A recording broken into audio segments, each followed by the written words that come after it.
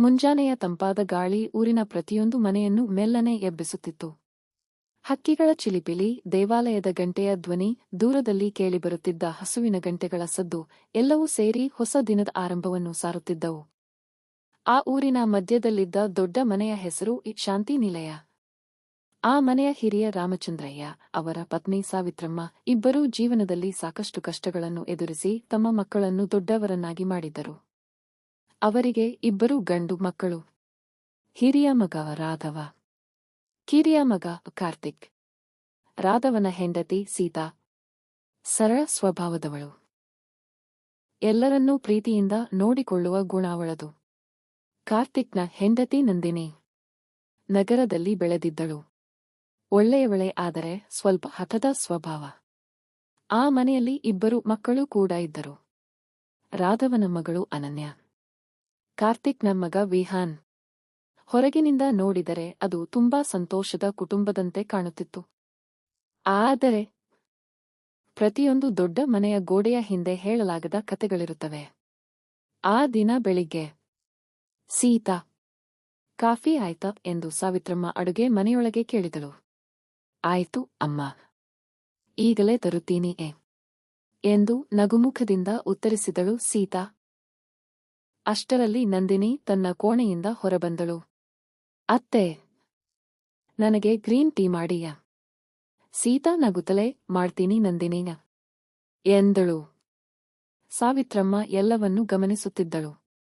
ಒಂದೇ ಮನೆಯಲ್ಲಿ ಇದ್ದರೂ ಇಬ್ಬರ ಮನಸ್ಸು ಒಂದಾಗಬೇಕು ಎಂದು ಮನಸ್ಸಿನಲ್ಲಿ ಅಂದುಕೊಂಡಳು.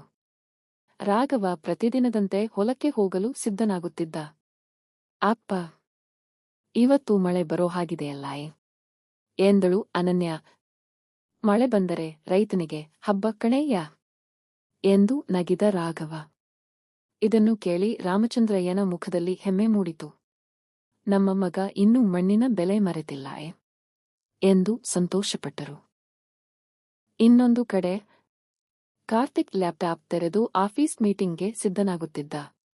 ಅಣ್ಣ ಯಾವಾಗಲೂ ಹೊಲ, ನಾನು ಯಾವಾಗಲೂ ಆಫೀಸ್ ಎಂದು ನಕ್ಕ. ರಾಧವ ಕೂಡ ನಗುತ್ತಾ, ಕೆಲಸ ಬೇರೆ ಇರಬಹುದು, ಮನೆ ಒಂದೇ ಅಲ್ಲವಾ ಎಂದ.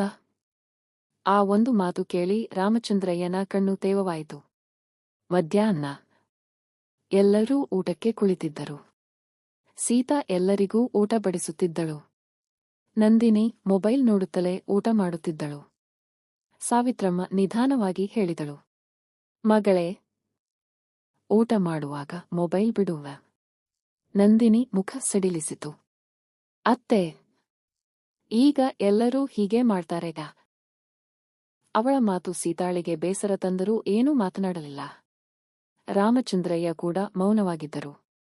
ಸಂಜೆ ಮಕ್ಕಳು ಮನೆಯ ಅಂಗಳದಲ್ಲಿ ಆಟವಾಡುತ್ತಿದ್ದರು. ಅನನ್ಯ ಮತ್ತು ವಿಹಾನ್ ಇಬ್ಬರೂ ಮಣ್ಣಿನಲ್ಲಿ ಮನೆ ಕಟ್ಟುತ್ತಿದ್ದರು.